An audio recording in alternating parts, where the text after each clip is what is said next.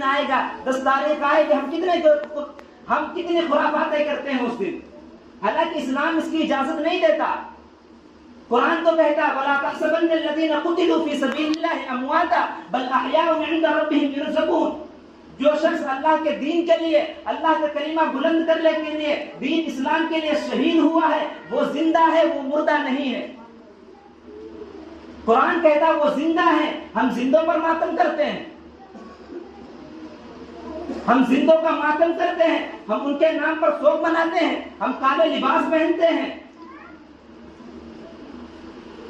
قرآن نے صاف طور پر دو جگہ ارشاد فرما دیا وَلَا تَحْسَبَنَّ الَّذِينَ قُتِلُوا فِي سَبِيلِ اللَّهِ أَمْوَاتًا. جو شخص اللہ کے دین کے لیے لڑتا ہے پھر شہید ہو جاتا ہے، وہ زندہ ہے. جو زندہ ہوں پر ماتم نہیں کیا جاتا ہے. اگر ہم مردہ مان بھی لیں، حالانکہ قرآن یہ کہتا ہے ہم کو مردہ گمان نہ کرنا، بل احیاء عند ربهم يرزقون. وہ زندہ ہیں اور اپنے رب کے یہاں روزی پا رہے ہیں.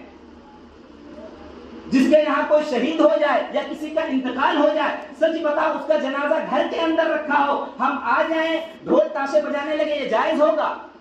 کیا کہیں گے ہم میں سے؟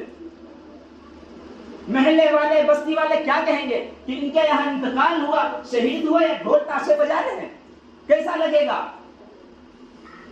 کسی دن ہمارے بھائی کا انتقال ہو یا باپ کا انتقال ہو، اس دن ہم ڈھول اور تاشے بجا کے دیکھیں. کوئی شخص اگر اس کا نام بھی لے لے گا، قیامت آ جائے ہم اسے الٹا سیدھا برا بھلا کہیں گے. اور تمہیں کیا دشمنی ہے رسول اکرم صلی اللہ علیہ وسلم کے نواسے کے ساتھ؟ کیا دشمنی ہے رسول اکرم صلی اللہ علیہ وسلم کے خاندان کے ساتھ؟ ان کے دین کا مذاق بنا کے رکھ دیا. حضرت حسین علیہ السلام کے نام پر وہ خرافاتیں کرتے ہیں جن کی اسلام قطعی